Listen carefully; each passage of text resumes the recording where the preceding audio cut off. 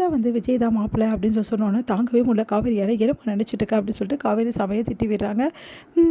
எவ்வளோ காவேரிக்கு வந்து புத்திமதியும் சொல்லி பார்க்குறாங்க சாரதா. ஆனால் காவேரி கேட்குறதால காவேரி ரொம்ப பிடிவாதமாக இருக்காங்க. எனக்கு இந்த கல்யாணத்தில் விருப்பம் இல்லை அப்படின்னு நம்ம சொல்லிட்டு இருக்காங்க. அதை கேட்ட சாரதா என்ன பண்ணுறதுன்னு தெரியாமல் தவிச்சிட்டு இருக்காங்க. இந்த சூழ்நிலை விஜயும் வந்து குட்டி காவேரியும் அங்கே வராங்க. அவங்கள பார்த்துட்டு வந்து என்ன சொல்கிறதுன்னு தெரியாமல் முழிக்கிறாங்க வந்து சாரதாவும் வந்து காவேரியும். அடுத்து காவேரி வந்து வா அப்படின்னு சொல்லிட்டு சொல்கிறாங்க. உங்களை பார்க்காம இருக்க முடியல மிஸ் என்னால். எங்கள் அப்பா எனக்கு கிஃப்ட்டெல்லாம் வாங்கி கொடுத்தாரு. அதெல்லாம் உங்ககிட்ட காமிச்சிட்டு போக தான் நான் வந்தேன்னு சொல்லிட்டு எல்லா கிஃப்ட்டையும் எடுத்து எடுத்து காட்டுறா குழந்தை. அதை வந்து அப்படியா அப்படி சொல்லிட்டு காவேரி பார்த்துட்ருக்காங்க. இங்கே காவேரி விஜயை பார்த்து பார்த்து முறைக்கிறாங்க. அதனால் விஜய் வந்து என்ன பண்ணுறதுன்னு தெரியாமல் தவிக்கிறாரு. அடுத்து வந்து விஜய் கிட்ட சாரதா எல்லா விஷயத்தையும் நடந்ததெல்லாம் சொல்கிறாங்க. இந்த மாதிரி உங்கள் வீட்டில் வந்து பொண்ணு கேட்டு போனாங்க, அதனால தான் காவேரி இப்படி பண்ணுறா அப்படின்னு ஒன்று அதிர்ச்சி அடைகிறார் விஜய். ஏன் இப்படிலாம் பண்ணிகிட்ருக்காங்க, அவளுக்கு ஒன்று என்னை ஏற்றுக்கிறதுக்கு எப்படி திடீர்னு மனசு வரும், திடீர்னு ஒரு ஏற்றுக்க சொன்னால எப்படி ஏற்றுக்க முடியும், ஏன் எல்லாரும் காவேரியை புரிஞ்சிக்கவே மாட்டேங்கிறீங்க அப்படின்னு சொல்லிட்டு கேட்குறாரு. ஆனால் எல்லாம் சரியான மாப்பிள்ளை அப்படின்னு சொல்கிறாங்க. இங்கே காவேரியை பார்க்க வராரு. காவேரி செம்ம டென்ஷனாக இருக்காங்க. விஜய் முகம் கொடுத்து கூட பேச மாட்டேங்கிறாங்க. அதனால காவேரியை பார்த்துட்டு விஜய்க்கு ரொம்ப டென்ஷனாக இருக்குது. அடுத்து குழந்தைய கூட்டிகிட்டு விளையாடி இருந்த குழந்தைய கூட்டிகிட்டு சரி போகலாம் அப்படின்னு சொல்லிட்டு கிளம்புறாரு. இங்கே வந்து செம்ம டென்ஷனாக இருக்காங்க காவேரி. ஏன்டி இப்படி பண்ணுற அப்படின்னோடனே அந்த தம்பிக்கிட்ட கூட முகம் கொடுத்து பேச மாட்டேங்கிறேன், என்ன பேச சொல்கிற நீ, நான் எவ்வளோ சொல்லி யாராவது கேட்குறீங்களா, எனக்கு கல்யாணத்தில் விருப்பம் இல்லைன்னு சொன்னாலும் கேட்க மாட்டேங்கிறீங்க, இங்கே பாரு காவேரி கொஞ்சம் யோசிடி, அந்த குழந்தைய பற்றி கொஞ்சம் யோசிடி அப்படின்னு சொல்லிட்டு போகிறாங்க. காவேரி வந்து என்ன பண்ணுறதுன்னு தெரியாமல் தவிக்கிறாங்க. இங்கே வந்து விஜய் வந்து எல்லாருக்கிட்டையும் ஏன் இப்படிலாம் பண்ணீங்க, தேவையில்லாத வேலை ஏன் செய்கிறீங்க, காவேரிக்கு குணமாகட்டும், அவன் நல்லபடி குணமாகி வரட்டும், அதுக்கப்புறம் இதெல்லாம் பற்றி பார்த்துக்கலாம் அப்படின்னு சொல்லிட்டு சொல்கிறாரு. இங்கே பாரு விஜய், காவேரி எப்போ குணமாகுது, உனக்கு நல்லது எப்போ நடக்கிறது, அதெல்லாம் வேலைக்கு ஆகாது. காவேரியை கல்யாணம் பண்ணிக்கிட்டு அதுக்கப்புறம் குணப்படுத்திக்கோ, அவள் எங்கேயும் போக மாட்டாள், உன் கூட இருப்பாள், அப்புறம் என்ன குணப்படுத்துறதுக்கு அப்படின்னு சொல்லிட்டு கேட்குறாங்க எல்லாரும். அதனால விஜய் வந்து என்ன பண்ணுறது அப்படின்னு சொல்லிட்டு யோசிச்சுட்டு இருக்காரு.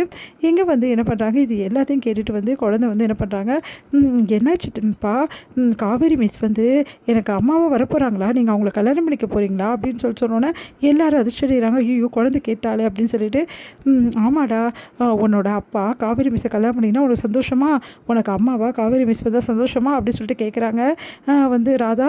அதை கேட்டுட்டு எனக்கு ரொம்ப ரொம்ப சந்தோஷம், அப்பா நிஜமாகவே காவேரி மிஸ் நம்ம வீட்டுக்கு வந்தால் ரொம்ப நல்லா இருக்கும்லப்பா, ஆனால் என்னோட அம்மா அப்படின்னு வந்து சொல்கிறாங்க.